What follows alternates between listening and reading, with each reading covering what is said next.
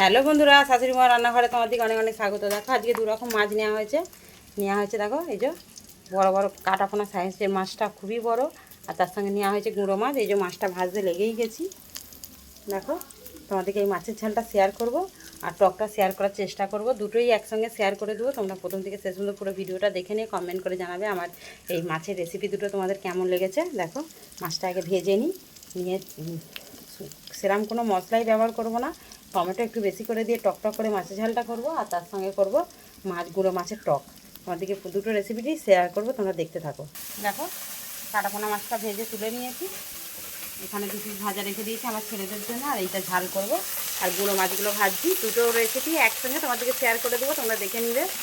দেখো গুঁড়ো মাছগুলো ভাজা গেছে, এই মাছগুলো ভাজা গেছে। এবার টমেটো তুলে দিয়েছি, একটু বেশি করে টমেটো দিয়েছি,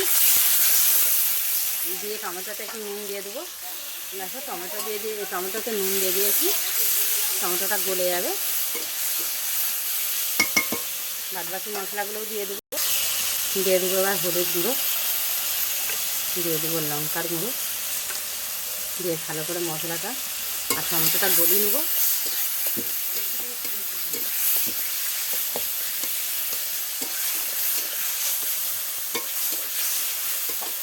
দেখো বন্ধুরা টমেটোটা গলে গেছে, আর বেশি কিছু মশলা আমি এতে ব্যবহার করব না।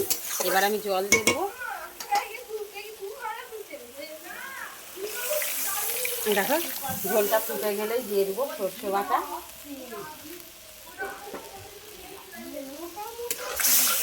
ঝোলটা আমার একটু ফুটে গেলেই মাছটা দেবো। দেখো ঝোলটা ফুটে গেছে, মাছগুলো দিয়ে দেবো।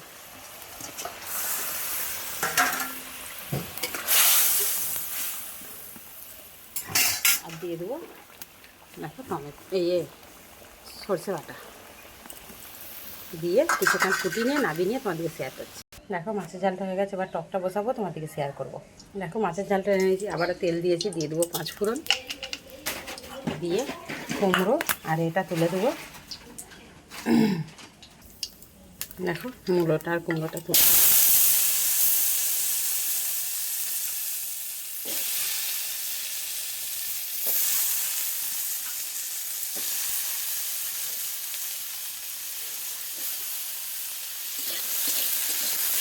কুমড়ো আর মূলোটা হালকা করে নেড়ে নেবো। দিয়ে দেবো হলুদ, দিয়ে দেবো নুন, দিয়ে জল দিয়ে দেবো, দিয়ে সিদ্ধ হতে দেবো। তারপরে টকটা তেঁতুলটা দেবো। আগে একটু সিদ্ধ হয়ে গেলে তেঁতুলটা দিলে ভালো হবে, নাহলে তেঁতুলটা প্রথমেই দিয়ে দিলে কুমড়ো আর এটা সিদ্ধ হতে দেরি হবে, মূলোটা। দেখো বন্ধুরা এবার আমি টকটা দিয়ে দেবো,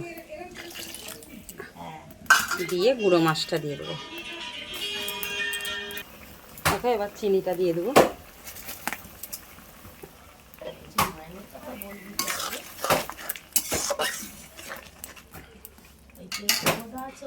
দেখো বন্ধুরা মাছের ঝাল এই যে টক, দুটো রেসিপি তোমাদেরকে একসঙ্গে শেয়ার করে দিলাম। অবশ্যই তোমরা কমেন্ট করে জানাবে আমার এই রেসিপিগুলো কেমন লেগেছে। খুব সিম্পলভাবে বানিয়েছি, গরম পড়ে গেছে, টক হলে একটু ভালোই ভাত খাওয়া হয়ে যায়। অনেক অনেক ধন্যবাদ।